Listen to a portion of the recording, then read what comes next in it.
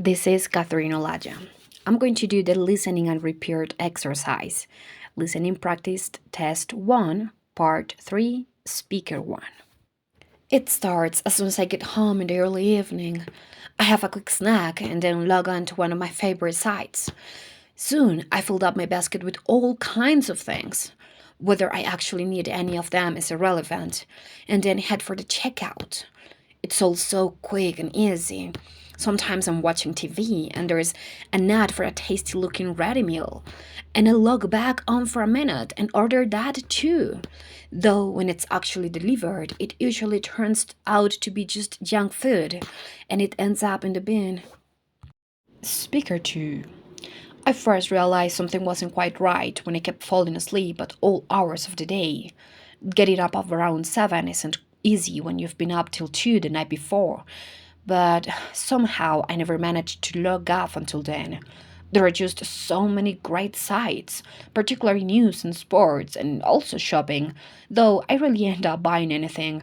According to a quiz I did, I do seem to have an addiction, though compared to things like overeating, I don't think it's a particularly harmful one. I mean, I'm quite fit, and unlike some of my colleagues, I get to the office on time.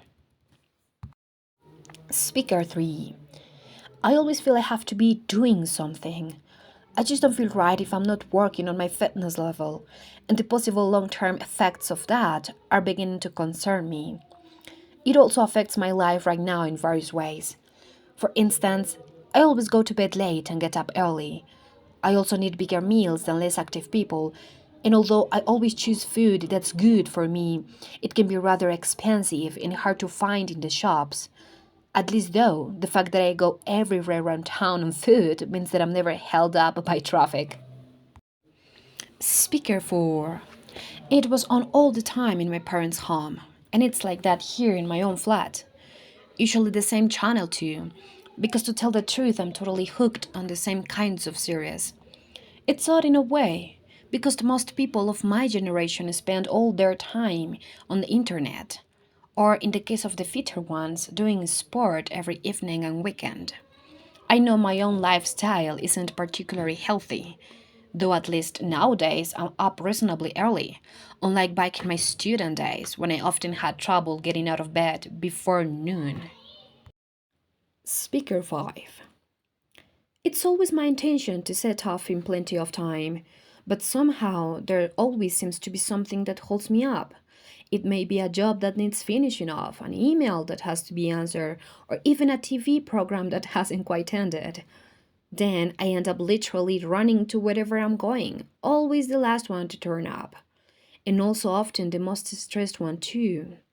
I've tried getting up earlier in the morning so that I have more hours in the day to get everything done. But the lack of sleep just makes me feel tired later on and doesn't help at all. Recording number 2, part 4. I have with me Leonie Steiner, who's had a distinguished career both as a pianist and as a music teacher. Leonie, who was your first ever piano teacher? There's a long piano playing tradition in my family, and from the very early age, I was keen to start playing. In earlier generations, fathers and mothers had taught daughters and sons, but both of mine were working full time. So from the beginning, they had me taught by a tutor. That would have been shortly before my first year at primary school, where I also had lessons. And when did you actually start giving lessons? In my late teens, by which time I was giving solo performances. Some professional musicians give private classes to make enough to live on, or perhaps to find out whether they would make good teachers. But for me, it was never a conscious decision to become a teacher. I'd always enjoyed working with younger students, doing what I could to help them develop as musicians. And without realizing it, I was becoming a teacher. And ever since then, that, together with performing, It's what I have done. And what kind of students do you prefer? I'd say those who perhaps aren't naturally brilliant, but respond well to intensive teaching and go on to become top performers, more so than those who seem to have been born to play at the highest level, or students who've been taught the wrong way and need to get rid of bad musical habits. That can be hard for both pupil and teacher.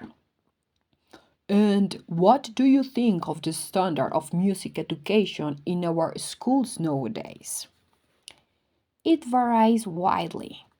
I get the impression there's been a general shift away from putting pressure on students to achieve exam success to a more skills based approach, and I think that's to be welcomed.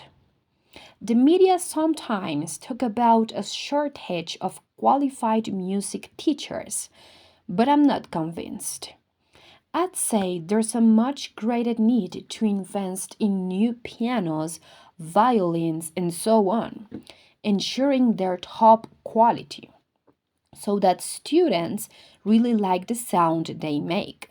Because the key to success is making sure pupils enjoy their music lessons, both in terms of playing and singing. Do school music lessons normally include singing these days? In the majority of the cases, they still do, and it's generally popular among pupils. But a lot of them are afraid of doing so in public because of what other people may say or think. That's a great pity, I think. And if a child wants to sing, I feel strongly that they should always be encouraged to do so. You're very highly regarded by your ex students, how many of whom have gone to have successful careers. What do you think has made you such a good teacher?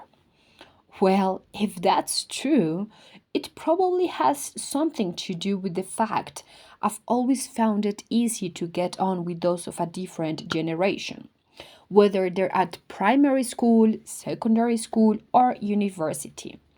In that respect, I don't think I would have benefited from actually being trained at college as a music teacher. Looking back over your career, what big decisions have you had to make? Well, in my late 30s, I wonder whether I'd still have the energy needed to keep doing lessons as I got older. But once into my 40s, I found that that wasn't an issue. Also, around then, I was offered the position of assistant head, and I had to think carefully about that because I would have been on a much higher salary. But in the end, I said no. It would also have meant I had less time for doing lessons and for performing. My response to an offer of work in another country was the same, though I found it much easier to make up my mind about that one. I've never regretted staying here. Thank you, Leonie.